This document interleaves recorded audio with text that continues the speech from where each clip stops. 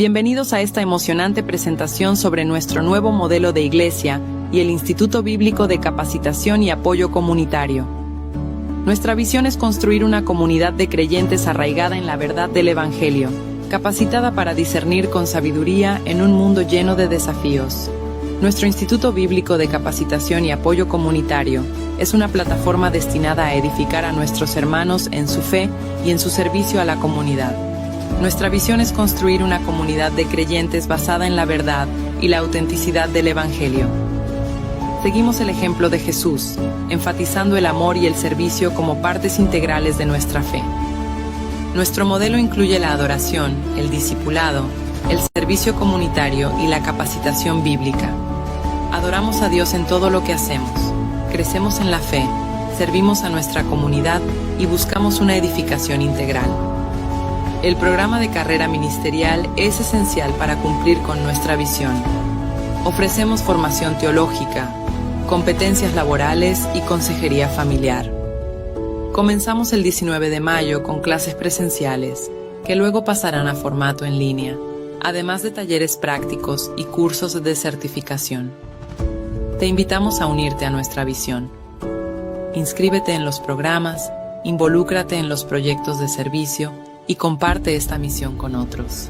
Que todo lo que hagamos, lo hagamos para la gloria de Dios.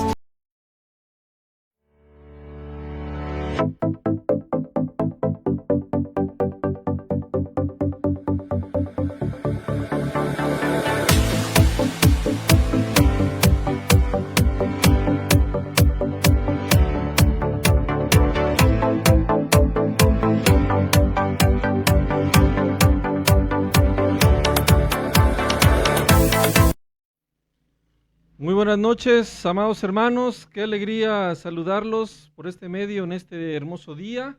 Para la gloria de Dios, estamos a 27 ya de septiembre del año 2024. Para la gloria de Dios, una gran alegría estar aquí, amados hermanos. Y bueno, pues estamos muy contentos porque vamos avanzando en la carrera ministerial. Vamos avanzando, gracias a Dios. Se están venciendo los obstáculos, estamos afianzando los procesos. Siempre va a haber ataques del enemigo, siempre va a haber adversidades, pero ¿qué sería de esta vida si no hubiera obstáculos? ¿Cómo es que se glorificaría el Señor? Debe de haber aflicción porque el Señor ahí se va a glorificar, y eso es algo que nos debe de gozar a todos nosotros para seguir adelante en la gloria de Cristo. Pero bueno, amados hermanos, sin más preámbulo, vamos a orar para que sea el Señor el que nos guíe en esta hermosa noche y podamos ya concluir la sección número 1, amados hermanos, la sección número 1 de la primera columna, etapas de madurez. Con este estudio terminamos el Evangelio, ¿verdad? Sigue el discipulado, un tema muy interesante, va a ser mucho más interactivo. Esperemos que pueda ser de bendición para nuestras vidas. Y bueno, amados hermanos, vamos a orar para que el Señor se glorifique en esta bella noche.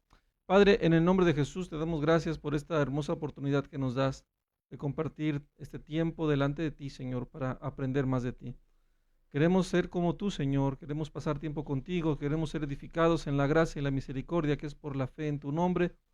No nos desampares, ayúdanos, Señor, a seguir firmes, perfectos y completos, sin que nos falte nada. Permítenos seguir adelante, Señor, en este proyecto y caminar siempre de tu bendita mano para que tu nombre sea exaltado, para que tu nombre sea glorificado. Te damos gracias, Padre, bendito y alabado seas. Te rogamos que seas propicio a nuestros pecados, a nuestras iniquidades, y nos concedas la gracia de seguir adelante en el amor y en la faz de Cristo Jesús. Te damos la gloria, Padre bendito, en el nombre de Jesús. Toda la gloria siempre será para ti. Amén. Muy bien, amados hermanos, vamos a iniciar sin más preámbulo, amados hermanos. Estamos ya aquí. La vida cristiana, ¿verdad? Esta clase número 17, vamos a ver el pecado y el perdón. Muy interesante, voy moviendo la pantalla. Amados, es importante entender la gracia del Evangelio, la buena noticia de Cristo, nuestro Salvador. Sabemos que el pacto de Moisés fue instituido por la ley que representaba la severidad de Dios, la seriedad de Dios, la santidad, y se formulaba en el castigo, de alguna manera, ¿no? En cuanto al castigo que corregía, porque con el castigo se corrige el mal, y tuvo su bendición, pero también tuvo sus defectos, porque las personas no permanecían en la ley. Pero después viene el pacto de la gracia. La buena noticia es que el Señor muestra su amor para con nosotros y ahora establece un nuevo pacto, donde el pacto será por medio de la sangre de Cristo, la gracia que establece ya no el castigo, sino la recompensa. Ya no el castigo, sino la recompensa. Esa es una característica de ambos pactos. Y es necesaria porque el Señor nos dice en su palabra que había unos en la plaza que les tocaban música para bailar y no bailaban.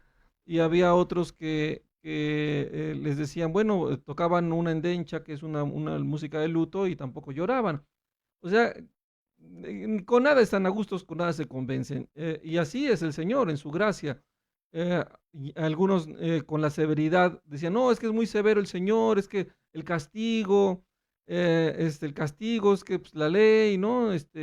Si me dieran chances, la gracia. Entonces, bueno, pues ahora el Señor manda este pacto, donde ahora ya no es el castigo, es la recompensa por la gracia de Cristo, la misericordia, el amor de Dios manifestado en el consuelo, en la paciencia, en la compasión, en la benignidad. Pero pues tampoco así. Y puede ser al revés, ¿no? Pues es que esto pues no me redarguye, no me pone en rienda. Bueno, pues ahí está la ley, y luego cuando ponen la ley dicen, no me gusta, está muy duro, que no. Amados, ese es el problema. Pero la buena noticia es que el Señor nos ha dado su amor para con nosotros y nos ha dado la gracia de Cristo. Esta gracia que se basa en el modelo de la recompensa, en el modelo de la misericordia. Entonces, el pecado vino por la ley y el perdón vino por la gracia. Amén. El pecado vino por la ley y el perdón llegó por la gracia. Podríamos decirlo así. La relevancia de estas dos palabras en términos magnos, en términos, en la idea general, como una metáfora, como una circunstancia de los pactos. El pacto de Moisés trajo la ley que dio vida al pecado, porque si no hubiese la ley, no conoceríamos el pecado. Entonces, lo que es bueno resultó ser malo, no, de ninguna manera, porque fue necesaria para conocer la voluntad de Dios, la severidad, la santidad de Dios, y la incapacidad, la necedad y la maldad del hombre. Y el pacto de la gracia establecido por Jesucristo, porque la ley vino por Moisés, pero la gracia y la verdad vinieron por Jesucristo, dice el apóstol Juan. Y ahora el perdón, la misericordia, el regalo inmerecido extendido a todos los hombres por medio de la sangre de Cristo es este perdón. Entonces el pecado y el perdón tienen una relación en esta gloria del Señor. Hemos caído en el pecado y la ley nos acusa, pero hemos llegado a la gracia y la gracia nos sostiene por la misericordia de Dios y la sangre de Cristo. Así que, muy bien, amados, vamos a dar lectura. Espero que se haya entendido este preámbulo, amados hermanos. Amados hermanos, vamos a echarle muchas ganas, estamos avanzando ya. Esta carne, este cuerpo de muerte no quiere, ni puede ni quiere sujetarse a la ley. Sin embargo, el espíritu está dispuesto a la verdad. Amén. Entonces, vamos a continuar, amados hermanos, para avanzar en este tema. Como cristianos tenemos el llamamiento de ser conformes a la imagen del Señor Jesús. Dios nos ha dado su espíritu y su palabra para que caminemos en victoria, pero ¿qué pasa cuando pecamos? ¿Qué hace Dios? ¿Qué le sucede en nuestra relación con Él? ¿Qué debemos hacer? En este estudio estudiaremos la Biblia y veremos que aun cuando pecamos, somos más que vencedores por medio de Cristo, porque Él es la gracia, porque Él es el Salvador. Por medio de Cristo, que es Él que nos amó. Amén. Muy bien. Vamos a ver el tema. El cristiano y el pecado. Es importante que reconozcamos que aunque somos salvos, todavía luchamos contra el pecado y fallamos. Aún en la vida del gran apóstol Pablo podemos ver esa verdad. ¿Qué dijo Pablo en Romanos 7 del 15 al 24? Vamos a verlo en las Escrituras. Romanos 7.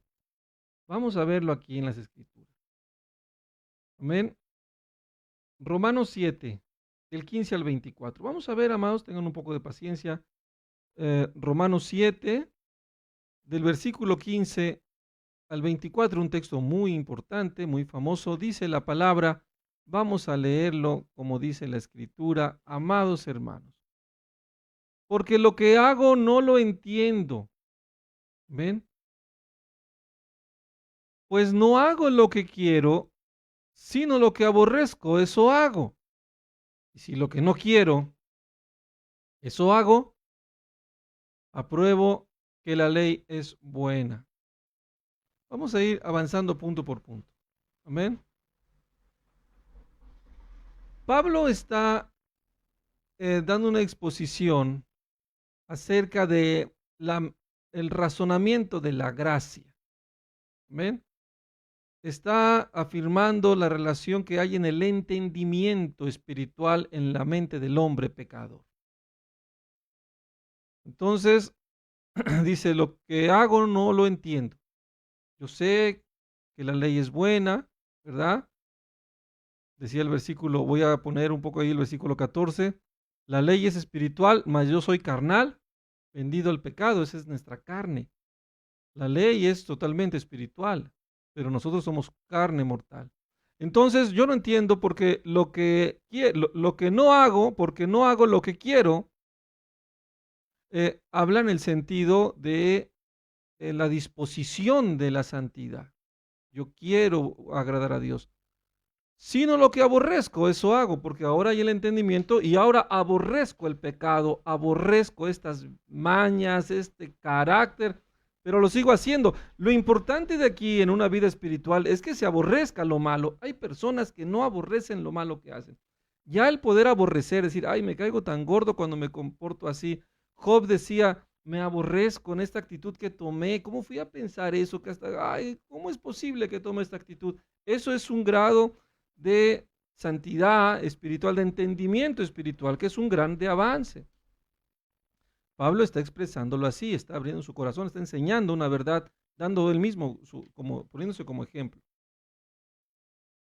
Porque lo que hago no lo entiendo, pues no hago lo que quiero, sino lo que aborrezco. ¿No? Él no entiende cómo es posible, él quiere hacer la ley de Dios, pero es carnal y termina haciendo lo que no quiere. Versículo 16. Amén. Vamos con calma. Y si lo que no quiero, eso hago. Amén.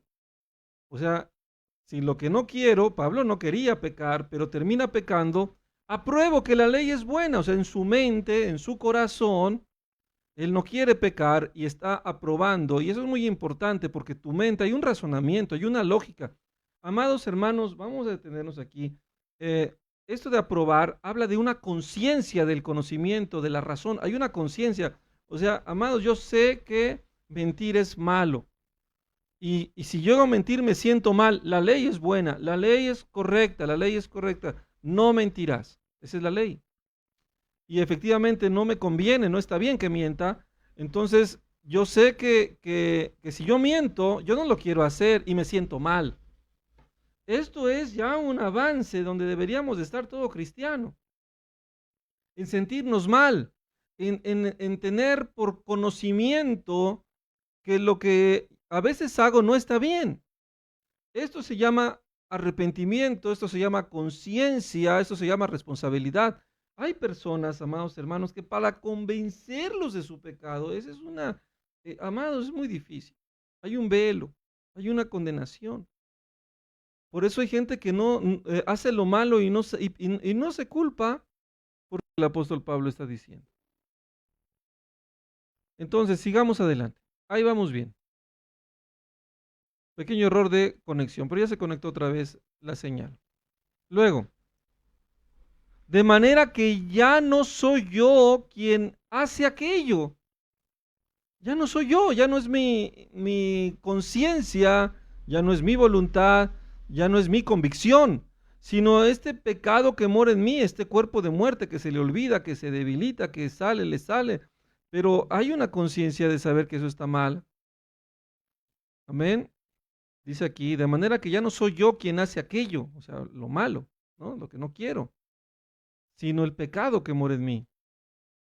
Y yo sé que en mí, esto es, en mi carne, no mora el bien, porque el querer el bien está en mí, en mi conciencia, en mi voluntad. Yo sé que lo debo de hacer, pero no el hacerlo. Pablo está confesando su pecado. Pablo está haciendo una confesión de pecado responsable. No es una justificación irresponsable para decir, ahí está, ahí está, ahí está. Pastor, es que yo no lo quiero hacer, pero lo hago. No, no, no, no, no, no. Hay mucha diferencia tomar este texto fuera de su contexto circundante, de su hermenéutica, de su exégesis, ¿verdad? De la intuición del texto. Pablo está haciendo una bonita confesión llena del Espíritu. Pablo está diciendo, es que yo sé que en mi carne no mora el bien, porque el querer el bien está en mí. O sea, él está consciente, lleno del Espíritu, pero está consciente de que hay cosas que él hace por inercia, que él hace por ignorancia, que él hace en costumbre, pero que él está consciente que están mal. Eso es un gran avance. Estoy consciente que está mal y voy a luchar por erradicarlo. Más adelante en otro texto Pablo dice, Señor, quítame este aguijón. Y el Señor le dice, mi gracia es suficiente. Pablo era un fariseo, estaba acostumbrado a hacerlo todo en sus fuerzas, en su esquema, en su entendimiento. Amados, muchas veces nosotros queremos luchar con el pecado en nuestros entendimientos, en nuestros juicios, en nuestras jactancias, en nuestra soberbia, en nuestra propia sabiduría. Y esto no puede ser. No puede ser, amados hermanos, porque tenemos que entender que el que manda es el Señor y que Él está sobre mí. Y también reconocer, decir, es que soy muy soberbio, esto no lo quiero hacer, me pesa, esto es quebranto, esto es conciencia de pecado y empieza es el principio del arrepentimiento. Porque no hago el bien que quiero, yo quiero hacer el bien, sino el mal que no quiero, eso hago. ¿Ven? Ay, terminé gritando, terminé haciendo esto. Amados, hay algunos que ni siquiera, o sea, que ni siquiera saben, o sea, ni siquiera quieren hacer lo bueno. Ese es el detalle. Hay muchos que ignoran. No, o sea, no quiero que se preste este versículo para que digan algunos, yo soy como el apóstol Pablo, yo quiero, pero lo hago. No, no, no, no, hermano, o sea, usted no quiere, o sea, porque es nada más un pretexto, usando un texto fuera de contexto para usarlo de pretexto y justificar su falta de conciencia y su falta de arrepentimiento, porque la palabra nos dice, todo lo puedo en Cristo que me fortalece. Yo puedo tomar la actitud correcta y Pablo más adelante en el capítulo 8, lo va a seguir exponiendo. Por eso hay que ver en dónde termina esta historia. Y si hago lo que no quiero, ya no lo hago yo, sino el pecado que mora en mí. Este instinto de carne que es el que lo hace, ya no lo hago yo. Yo quiero hacer la voluntad de Dios, eso es importante. Amén, pero él entiende que hay una debilidad en mí. Así que queriendo yo hacer el bien, hallo esta ley, que el mal está en mí, porque el pecado está condenado en la carne. La carne que pecó desde Adán ha sido condenada y debe de morir. Y la ley la acusa, y la ley justifica su muerte, porque es lo justo. Amados, si nosotros definiéramos la justicia, anótenlo por ahí. Si quisiéramos definir la justicia bíblica se define en una sola palabra, se llama equidad. Equidad. La justicia es equidad. De ahí se toma el mismo concepto en el mundo. Hacer justicia es dar a cada uno lo que se merece, lo que la ley manda que se le tiene que dar. Gloria y honra al que haciendo lo bueno, ¿verdad? El que se hace lo bueno, gloria, honra e inmortalidad. Pero ira y enojo al que es contencioso y no obedece a la verdad, sino que se complace en la injusticia. Eso es justicia. La ira y el enojo para el que hace lo malo, gloria, honra y paz para el que hace lo bueno. Esa es la justicia en sí, que es el cimiento del trono de Dios. Y la gracia es parte o viene a coronar la justicia, porque la gracia viene a perdonar al que justamente merece morir. Amén. Pero por el sacrificio de Cristo en una obra perfecta de justicia, el justo muere por los pecadores para hacernos justos delante de Dios por su gracia. Esa es la gracia. Entonces Pablo dice, hallo esta ley, que el mal está en mí. Porque según el hombre interior me deleito en la ley de Dios. Amén. Lo que decíamos. Hay unos que ni se deleitan, amados hermanos. Hay que deleitarse en la ley. Hay que llegar a este punto. Es importante llegar a este punto para poder combatir contra la carne. Porque si yo no me deleito en la ley de Dios, nunca voy a conocer el pecado, nunca voy a conocer el mal. No voy a saber qué está mal en mí. Y si yo no sé qué está mal en mí, jamás voy a poder vencerlo por la gracia de Cristo. Amén. Versículo 23. Pero veo otra ley en mis miembros que se rebela contra la ley de mi mente y que me lleva cautivo a la ley del pecado que está en mis miembros. ¿Ven? Miserable de mí, ¿quién me librará de este cuerpo de muerte? ¿Verdad? Miserable de mí, ¿quién me librará de este cuerpo de muerte? Ok. Hemos leído estos versículos como un estado de conciencia de un hombre piadoso, de un hombre que ha creído en el Evangelio, y un hombre que tiene esperanza, y un hombre que no sabe cómo salir de esa condición de muerte, que acepta que él no puede, que acepta que este cuerpo le gana, que aunque quiera él como fariseo, como un hombre disciplinado de la ley, librarse del pecado, y esto es para todos los judíos que no creen en Jesús como el Salvador, es lo que Pablo está diciendo, le está diciendo a los judíos, ¿no? Bueno, digo, los favores de Pablo lo dice. Pablo, acuérdense que los Romanos es una de las cartas apologética, de apologética, digámoslo así, de la gracia contra el judaísmo. La defensa de la fe del nuevo pacto contra el judaísmo. Y Pablo está mencionando cómo ya esto ha sido reformado en un pacto nuevo. Y no porque haya sido dos cosas nuevas, sino porque la primera se entendió mal, porque la primera tenía un propósito, el pacto de Moisés, desde el tiempo de Adán. Pero no son esos rudimentos, los rudimentos eternos. Es la gracia, el cumplimiento de la promesa y lo que dura para siempre, lo que fue antes y fue después, Jesucristo nuestro Salvador. ¿Quién me librará de este cuerpo de muerte? Gracias doy a Dios por Jesucristo nuestro, Señor nuestro. Así que yo mismo con la mente sirvo a la ley de Dios, más con la carne la ley del pecado. Esta es la gracia del Señor. ¿Quién me va a ayudar a vencer el pecado? Nuestro Señor Jesucristo. Él me va a ayudar a vencer. Entonces, llevamos media hora y apenas vamos en el punto 1, amados hermanos. Qué hermoso tema vamos a tener. Qué hermoso tema vamos a tener aquí. Entonces, el apóstol Pablo, pero me quise detener aquí porque de aquí va a ser importante todo el resto del estudio. Nos vamos a ir un poco más rápido, obviamente. Entonces dice, porque lo que hago no lo entiendo, pues lo que hago no quiero, sino lo que aborrezco eso hago. Miserable de mí, ¿quién me librará de este cuerpo de muerte? ¿Cómo vamos a luchar contra el pecado? Por medio de Cristo. ¿Qué enseña Santiago 3:2 con respecto a la falibilidad del cristiano? Que el cristiano falla. Todos ofendemos muchas veces, dice Santiago, ¿verdad? Todos pecamos. ¿Cómo sabemos? Y esto va a ser a colección, ya lo habíamos visto en otro estudio, pero vamos a reforzarlo. ¿Cómo sé que cuando un cristiano peca y cuando un mundano peca? ¿Cómo sé si la persona es cristiana o es mundana? Bueno, pues habíamos dicho muy responsablemente que una evidencia de un cristiano cuando peca es que el cristiano se arrepiente. Amén. El mundano no. Puede pecar. Tenemos el ejemplo bíblico de Saúl, del rey Saúl y del rey David.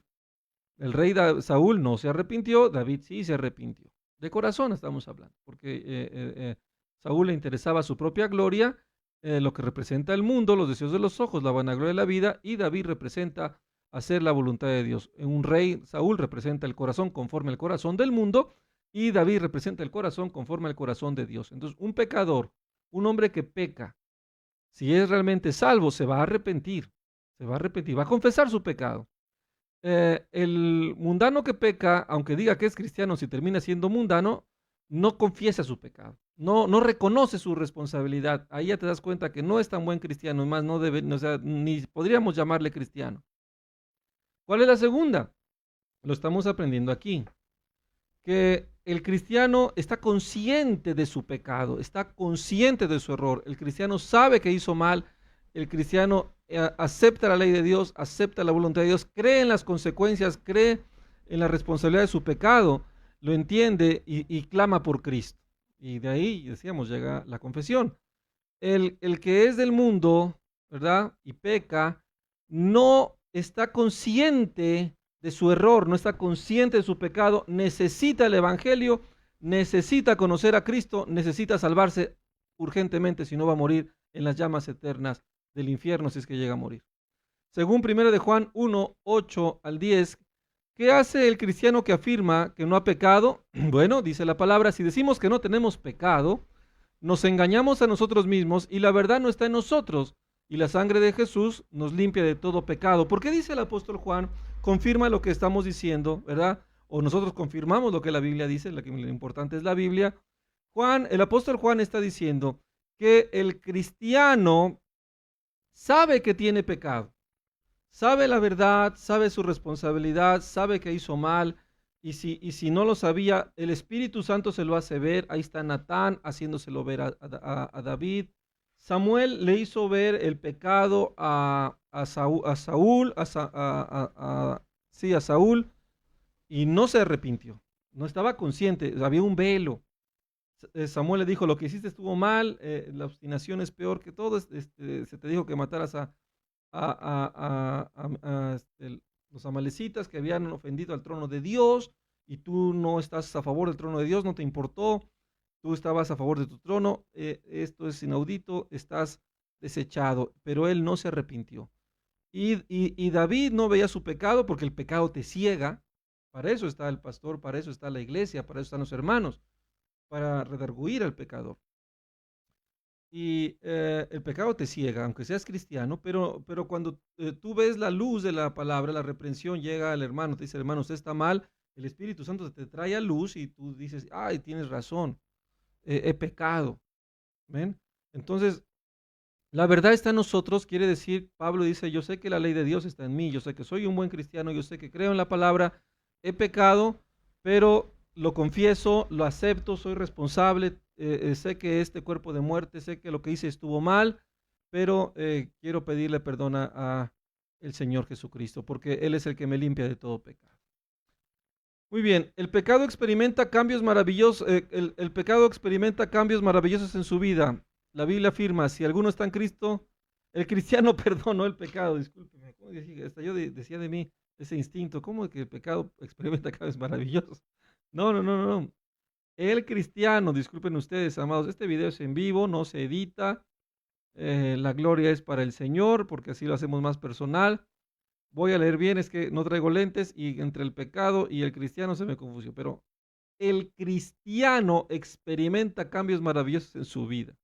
La Biblia afirma, si alguno está en Cristo, nueva criatura es, 2 Corintios 5:17, aún así, el cristiano todavía lucha con el pecado y a veces peca. Hay dos palabras en el griego, en el idioma original del Nuevo Testamento, que expresan cómo el cristiano puede pecar contra Dios. Amén. Amartema significa literalmente fallarle al blanco. El cristiano peca cuando no logra cumplir la voluntad de Dios. Por ejemplo, Dios manda al cristiano que ame, cuando el cristiano no logra amar, falla, no le atina, pues. Lee Santiago 4:17 y explica cómo este texto es un ejemplo del pecado amartema.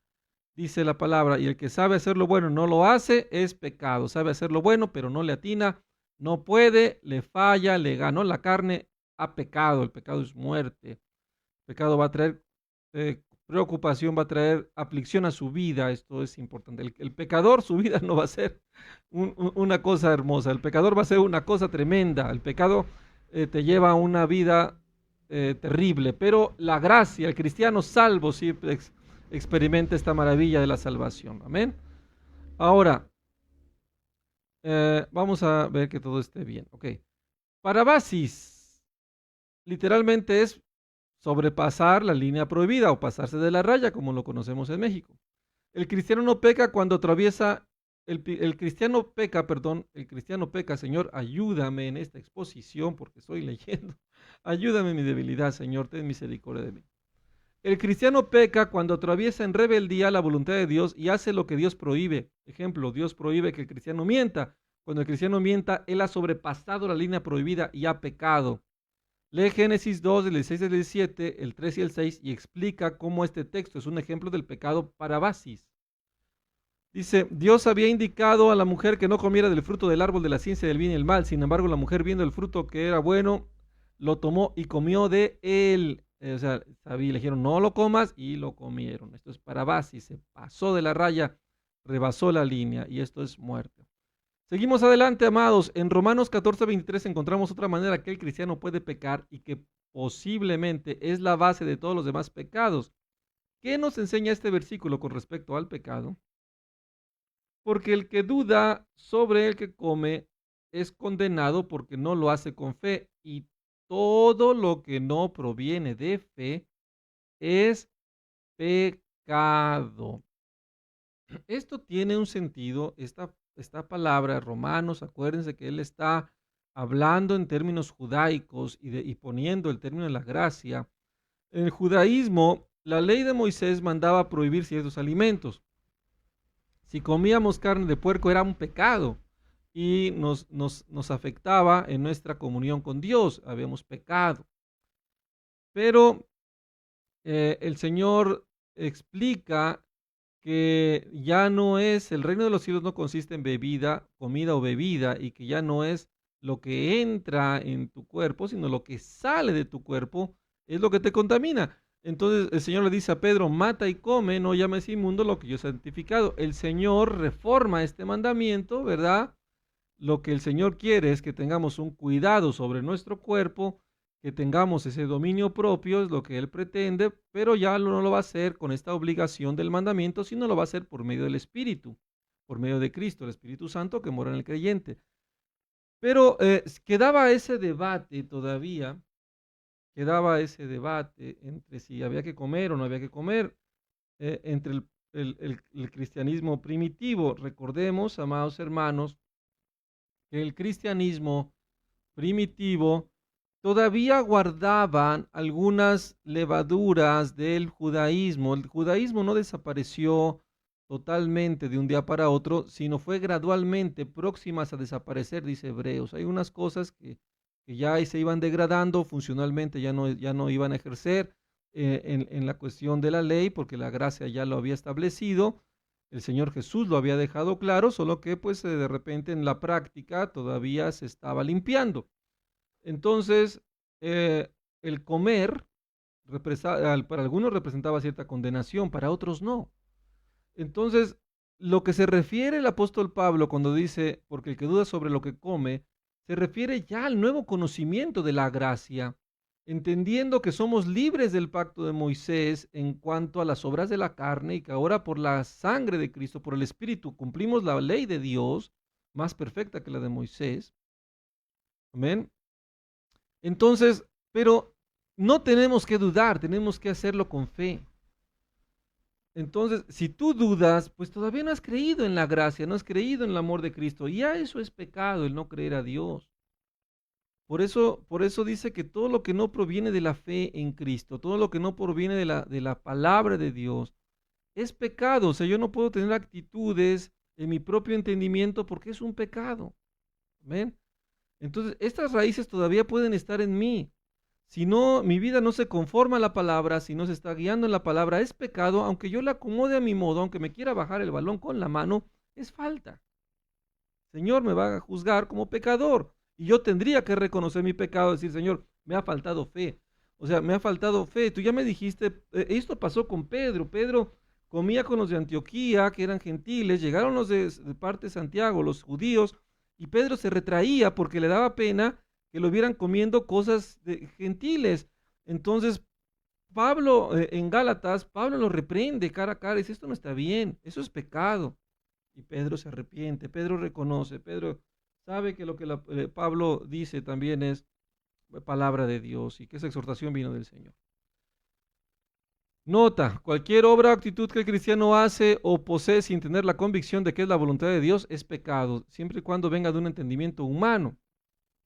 Otra manera de decirlo es que cualquier obra o actitud del cristiano que no es para la gloria de Dios es pecado. Andar en nuestra carne, andar en nuestra mente, ver para nosotros, esto es pecado. Es importante conocer que la palabra pecado y tentación no son sinónimos. Según la Biblia, la tentación es cuando un pensamiento o oportunidad se nos presenta y nos atrae a empujar o a desobedecer la voluntad de Dios. La tentación se convierte en pecado en el momento que nos entregamos a ella y obedecemos y desobedecemos a Dios. Muy bien. Sigamos adelante, amados hermanos. Vamos adelante. ¿Cómo vamos ahí, amados? Espero que estén echándole ganas, llevan a sus anotaciones. Qué bueno, amados, qué bueno que están anotando, aquí pasando listas, mandando saludos para hacer la lista presente.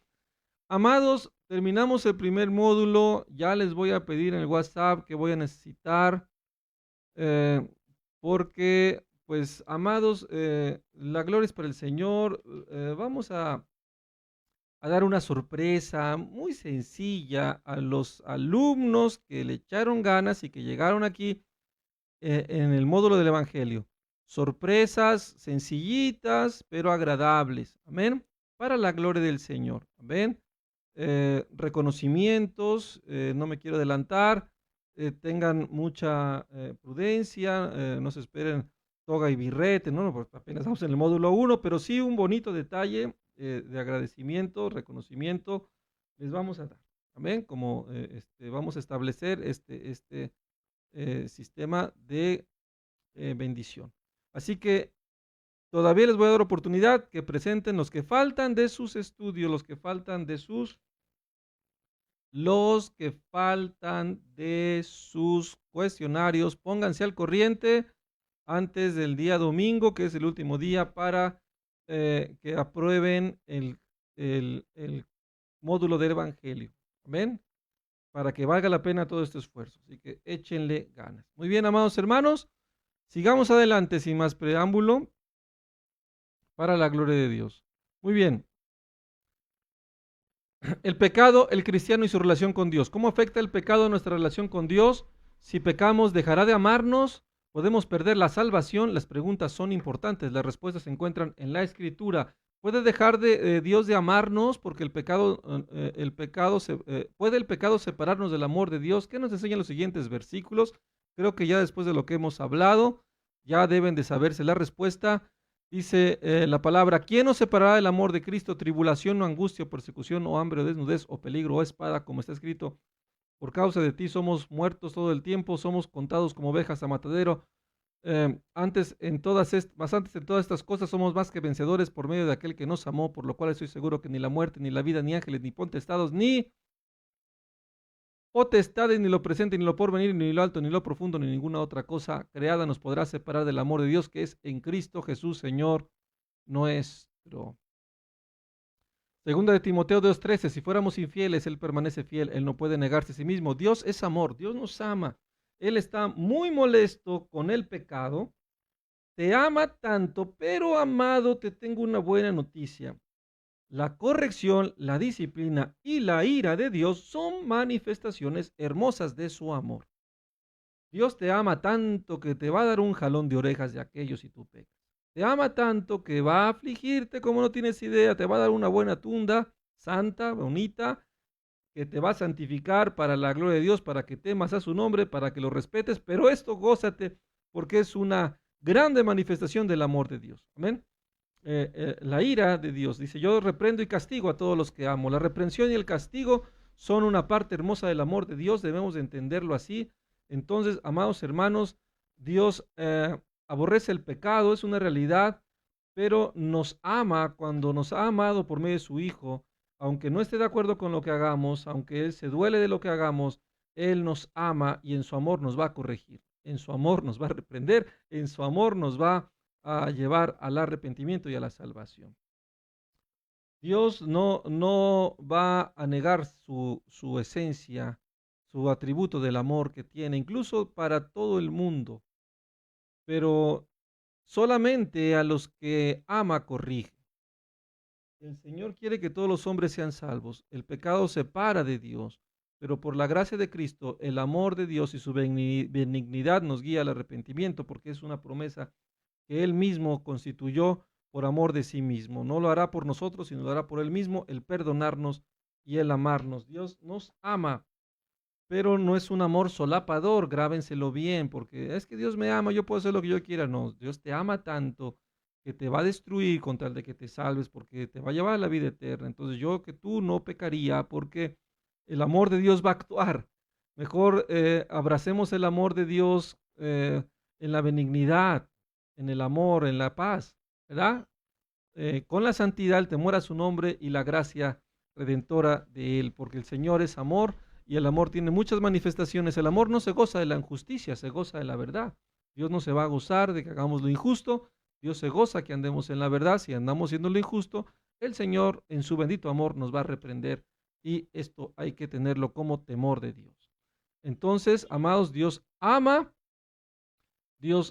a sus hijos, Dios ama a su pueblo. Si sus hijos pecan, el Señor no nos va a dejar, no nos va a dejar de amar. La salvación no se pierde, porque la salvación es del Señor, pero sí va a actuar para cambiarnos, para restablecernos a su imagen, que es lo que Él está haciendo, está trabajando en nosotros. Él terminará la buena obra, pero nosotros tenemos que considerar que no queremos enfrentarnos al castigo de nuestro amado Padre. Así de fácil. Isaías 49:15, se olvidará la mujer del que dio a luz para dejar de compadecerse del hijo de su vientre, aunque olvide ella, yo nunca me olvidaré de ti, dice el Señor. Qué consuelo, ni siquiera nuestro pecado nos puede separar del amor y salvación de Dios. Cristo murió por nuestro pecado, Él murió por todo nuestro pecado, pasado, presente y futuro. ¿Qué enseñan los siguientes versículos con respecto a esta gran verdad?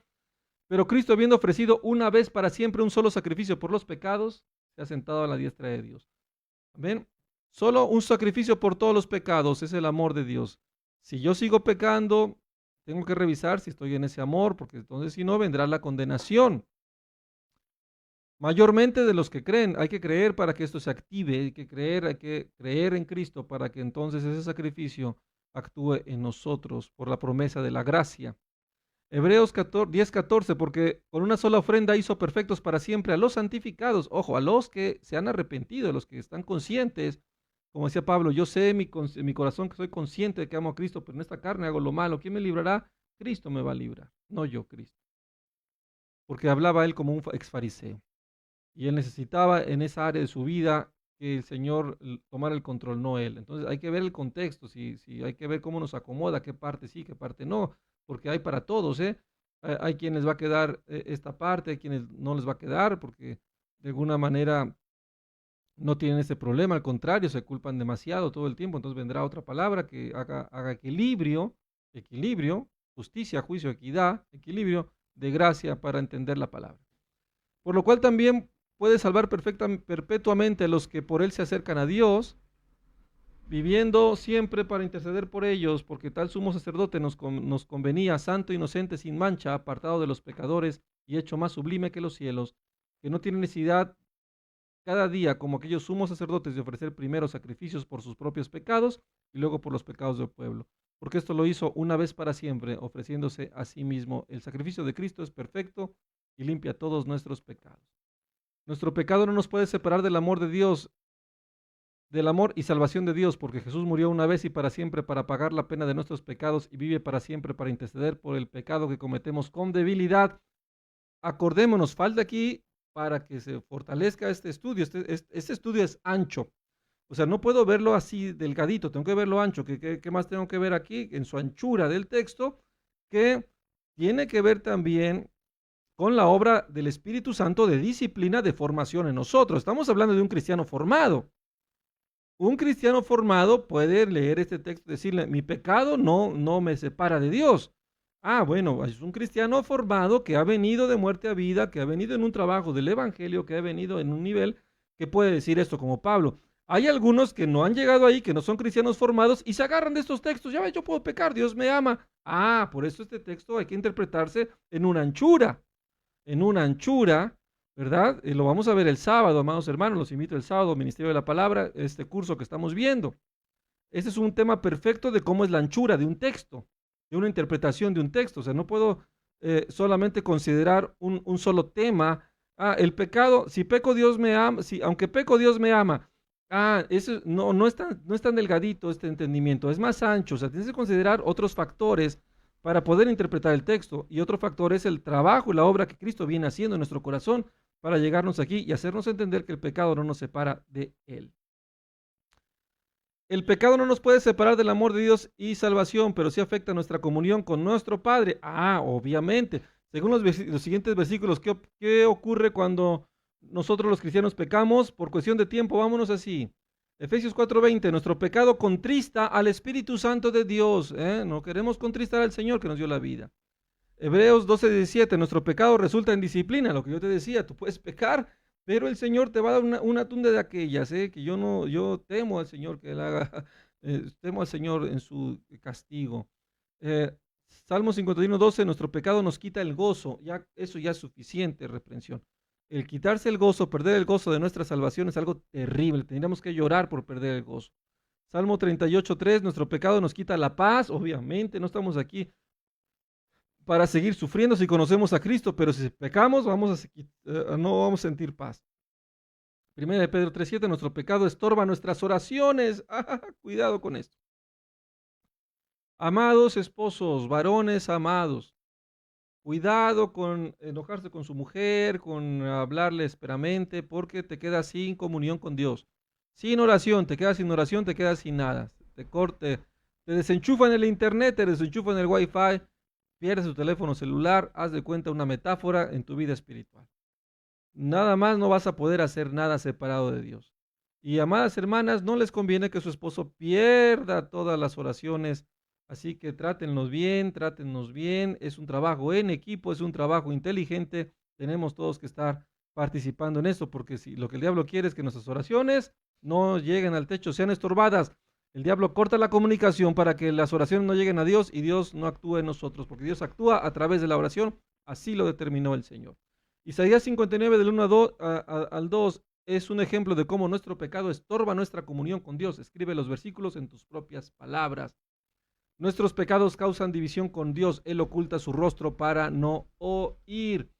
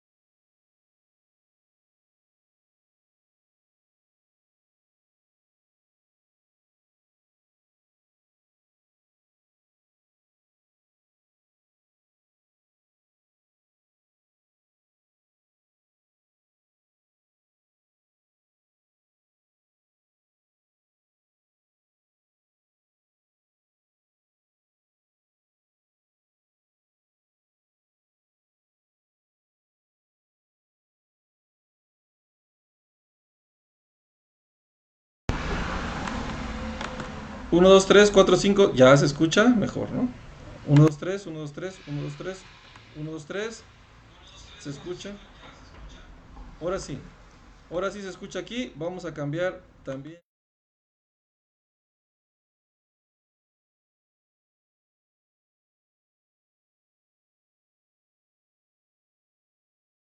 Aquí está. 1, 2, 3, 1, 2, 3, 1, 2, 3.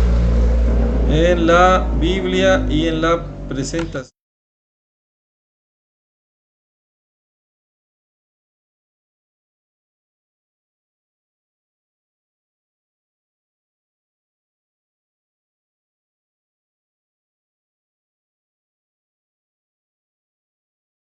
No ocultamos nada. Lo hacemos con la mejor intención, el amor de Cristo. Muy bien, amados hermanos, seguimos adelante, ya me lo terminamos. Hay que escudriñar nuestra vida. Escudriñamos nuestra vida. ¿Qué dice 1 Corintios 11:31? Si pues nos examinásemos a nosotros mismos, no seríamos juzgados. Lamentaciones 3:40, escudriñemos nuestros caminos y busquemos y volvámonos a Jehová, ¿verdad? Esto es parte ya de un cristiano que tiene entendimiento, tiene conocimiento y que tiene la capacidad de hacer esto. La mejor herramienta que tenemos para escudriñar nuestra vida y exponer el pecado que está escondido es la palabra de Dios, que enseña Hebreos 4:12 con respecto a esta verdad. Porque la palabra de Dios es viva y eficaz y más cortante que toda espada de dos filos y penetra hasta partir el alma y el espíritu, las coyunturas y los tuétanos, diciendo los pensamientos y las intenciones del corazón. Amén. Tenemos que escudriñar nuestra vida. ¿Qué más tenemos que hacer? Reconocer nuestro pecado. Esto es importantísimo. Hay que reconocer el pecado, hay que reconocer que estamos mal. El momento en que la palabra de Dios nos muestra nuestro pecado, debemos reconocer la justicia de Dios y su palabra, aceptar que hemos pecado, porque Pablo decía, yo sé que soy mal. Si no reconocemos nuestro pecado, no podremos experimentar el perdón y la restauración de Dios, porque se llama fe, se llama conciencia, se llama estar de acuerdo con la palabra. Si no conocemos la palabra, está muy difícil, por eso es importante conocer la palabra. En Salmo 51, 3-4 se presenta un ejemplo de cómo uno debe reconocer su pecado ante Dios. Escribe el texto con tus propias palabras. Tenemos que reconocer la justicia de Dios, aceptar que hemos traspasado su voluntad y hemos pecado contra Él. Amén. Contra ti he pecado, dice el Salmo 51. Bueno, ya vamos dos. Hay que escudriñar nuestra vida, reconocer nuestro pecado y ahora pues arrepentirnos. La palabra arrepentirse se refiere a un cambio verdadero en la actitud de uno, en su manera de pensar, plan de vida y modo de vivir, en todo lo que hay en nuestra mente, en nuestra conciencia. Pablo sabía desde su mente que él estaba mal. Amén. Entonces dice, sin arrepentimiento no hay perdón. Es correcto. El arrepentimiento verdadero involucra un cambio en nuestra actitud. Nos quebrantamos sobre el pecado. ¿Qué enseñan los siguientes versículos? Salmo 51, 17. Los sacrificios de Dios son el espíritu quebrantado. Al corazón contrito y humillado no desprecias tú, oh Dios. Pablo decía, miserable de mí. Pablo realmente estaba preocupado, consciente de su error. Eso es un importante signo de la madurez espiritual. Santiago 4, del 9 a 10. Afligíos y lamentad y llorad. Vuestra risa se convertirá en lloro, sí, nuestra jactancia, y después en lloro, mi pecado, como hice mal. Y vuestro gozo en tristeza, habla del gozo efímero, de la vanagloria del mundo, pero después en ese reconocimiento, Señor, he dicho lo malo, viene esa aflicción, humillaos delante del Señor y Él os exaltará. Ese es el arrepentimiento. El arrepentimiento verdadero involucra un cambio en nuestra manera de pensar. El arrepentimiento verdadero involucra un cambio en nuestra manera de pensar. Menospreciamos y rechazamos el pecado. ¿Qué enseñan los siguientes versículos con respecto a esa verdad? Romanos 7:24 dice la palabra, miserable de mí, ¿quién me librará de este cuerpo de muerte? Isaías 55:7 dice, deje el impío su camino y el hombre inicuo sus pensamientos y vuélvase a Jehová, el cual tendrá de él misericordia, y al Dios nuestro, el cual será amplio en perdonar. El arrepentimiento verdadero involucra un cambio en nuestra manera de pensar, obediencia. ¿Qué enseñan los siguientes versículos? 1 Samuel 15 al 22. Y Samuel dijo, ¿se complace Jehová tanto en los holocaustos y víctimas como en que se obedezca a las palabras de Jehová? Ciertamente el obedecer la palabra es mejor que los sacrificios y el prestar atención que la grosura de los carneros. Mateo 3:8. Haced pues frutos dignos de arrepentimiento. Amén. Entonces, qué importante escudriñar nuestra vida, reconocer nuestro pecado, arrepentirnos y sobre todo confesar nuestro pecado, que es característica de un verdadero cristiano. El cristiano peca, pero confiesa su pecado. El hombre mundano ni cuenta se da. Todo esto lo hace un hombre maduro, un hombre que va creciendo. La palabra confesar significa literalmente hablar lo mismo. Cuando Dios nos muestra que hemos pecado, debemos responder afirmativamente diciendo, sí Señor, he pecado tal como dices, perdóname. Decía el hijo pródigo, he pecado contra el cielo y contra ti. Dirá mi padre, he pecado contra el cielo, primeramente contra Dios y luego contra ti, Padre. Y hay una conciencia. En 1 de Juan 1 del 8 al 10, que promete la palabra de Dios a los que confiesan sus pecados. Si decimos que no tenemos pecado, nos engañamos a nosotros mismos y la verdad no está en nosotros. Pero si confesamos nuestros pecados, Él es fiel y justo para perdonar nuestros pecados y limpiarnos de toda maldad. Si decimos que no hemos pecado, le hacemos a Él mentiroso y su palabra no está en nosotros. ¿Qué enseñan los siguientes versículos con respecto a la disponibilidad de Dios para perdonar? Daniel 9:9, Dios de Jehová, nuestro Dios, es el tener misericordia y el perdonar, aunque contra Él nos hemos rebelado. Miqueas 7:18 al 20, ¿qué Dios como tú que perdona la maldad y olvida el pecado del remanente de su heredad? No tuvo para siempre su enojo, porque se deleita en misericordia. Él volverá a tener misericordia de nosotros, sepultará nuestras iniquidades y echará en lo profundo del mar todos nuestros pecados. Cumplirás la verdad a Jacob y a Abraham la misericordia que juraste a nuestros padres desde tiempos antiguos. La gloria es para el Señor.